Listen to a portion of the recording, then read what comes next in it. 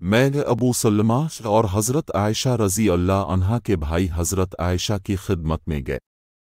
उनके भाई ने नबी करीम के गुस्ल के बारे में सवाल किया तो आपने सा जैसा एक बर्तन मंगवाया, फिर गुस्ल किया और अपने ऊपर पानी बहाया। उस वक्त हमारे दरमियान और उनके दरमियान पर्दा हाइल था।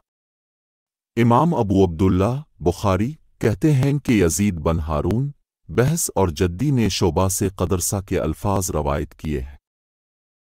वो और उनके वालिद जनाब ज़ैन अलाब्दीन के जाबिर बिन अब्दुल्ला के पास थे और कुछ और लोग भी बैठे हुए थे। इन लोगों ने अब से गुस्ल के बारे में पूछा तो आपने फरमाया कि एक सा काफ़ी है।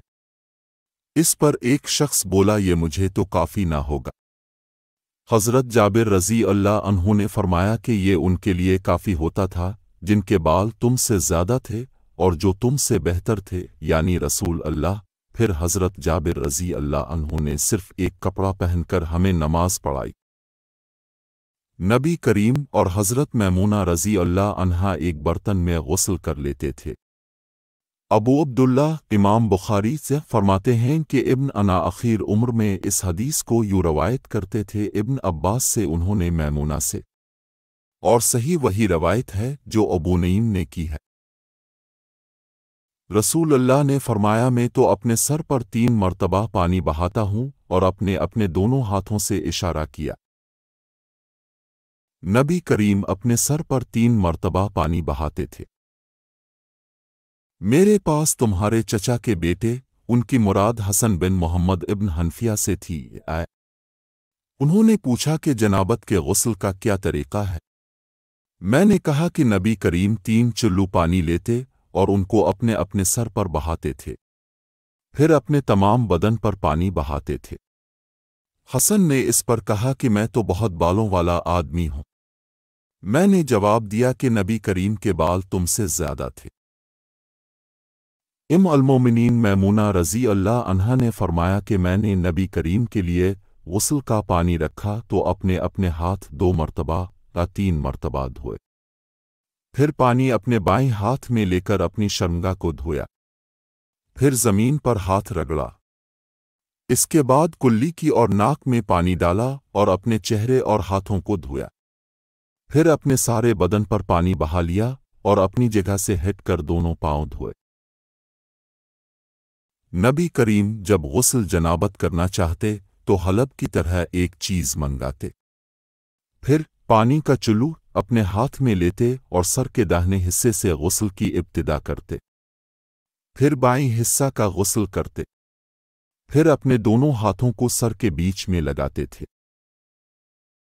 मैंने नबी के लिए गुस्ल का पानी रखा तो पहले अपने पानी को दाएं हाथ से बाईं पर गिराया, इस तरह अपने दोनों हाथों को धोया, फिर अपनी शर्मगा को धोया, फिर अपने हाथ को जमीन पर रगड़कर उसे मिट्टी से मिला और धोया, फिर कुल्ली की और नाक में पानी डाला, फिर अपने चेहरा को धोया और अपने सर पर पानी बहाया, फिर एक तरफ होकर दोनों पांव धोए, फिर आपको रुमाल दिया गया, लेकिन अपने इससे पानी को खुश्क नहीं किया। नबी करीम ने गुस्ल जनाबत किया तो पहले अपनी शर्मगा को अपने हाथ से धोया, फिर हाथ को दीवार पर रगड़ कर धोया, फिर नमाज की तरह वज़ू किया और जब आप अपने गुस्ल से फारिग हो गए तो दोनों पांव धोए। मैं और नबी करीम एक बर्तन में इस तरह गुस्ल करते थे कि हमारे हाथ बारी बारी इसमें पड़ते थे। जब रसूल अल्लाह गुस्ल जनाबत फरमाते तो पहले अपना हाथ धोते। मैं और नबी करीम दोनों मिलकर एक ही बर्तन में गुस्ल जनाबत करते थे। और शोबा ने अब्दुर्रहमान बिन कासिम से, उन्होंने अपने वालिद कासिम बिन मोहम्मद बिन इब्बी बकर रज़ी अल्लाह अन्हु से, वो आयशा रज़ी अल्लाह अन्हा से इसी तरह रवायत करते हैं। नबी करीम और आपकी कोई ज़ौजा मुतहरा एक बर्तन में गुस्ल करते थे। इस हदीस में मुस्लिम बिन इब्राहीम और वहब बन जरियर की रवायत में शोबा से अमन अल-जनाब का लफ्ज़ ज़्यादा है, यानी ये जनाबत का गुस्ल होता था। मैंने हज़रत के लिए غسل کا پانی رکھا اور پردہ کر دیا اپنے پہلے غسل میں کہ اپنے ہاتھ پر پانی ڈالا اور اسے 1-2 بار دھویا۔ سلیمان امش کہتے ہیں کہ مجھے یاد نہیں راوی سالم بن ابی الجاد نے تیسری بار کا بھی ذکر کیا نہیں۔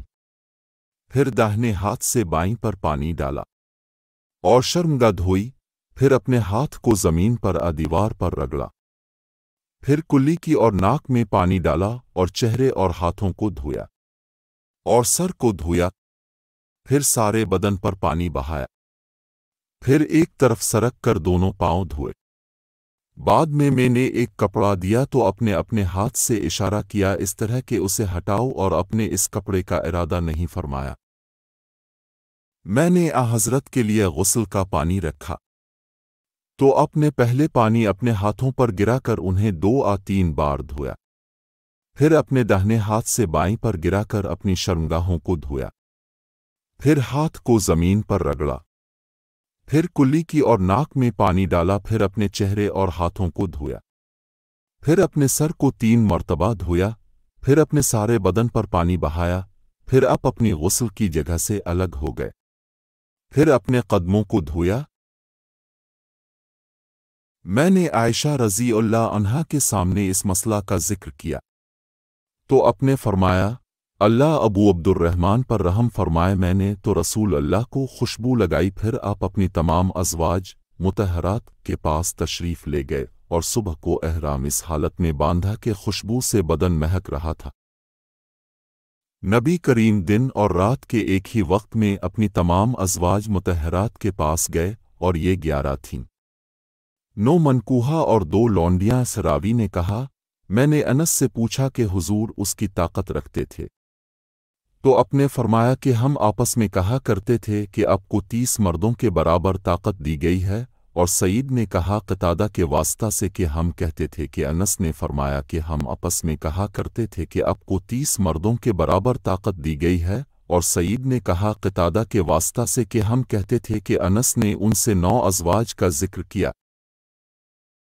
مجھے مز بکثرت آتی تھی چونکہ میرے گھر میں نبی کریم کی صاحبزادی فاطمہ الزہرا رضی اللہ عنہا تھیں، اس لیے میں نے ایک شخص مقداد بن اسود اپنے شاگرد سے کہا کہ وہ اب سے اس کے متعلق مسئلہ معلوم کرے۔ انہوں نے پوچھا تو اپنے فرمایا کہ وضو کر اور شرمگاہ کو دھو، یہی کافی ہے۔ میں اسے گوارا نہیں کر سکتا کہ میں احرام باندھوں اور خوشبو میرے جسم سے مہک رہی ہو۔ تو عائشہ رضی اللہ عنہا نے فرمایا، میں نے خود نبی کریم کو خوشبو لگائی۔ پھر آپ اپنی تمام ازواج کے پاس گئے اور اس کے بعد احرام باندھا۔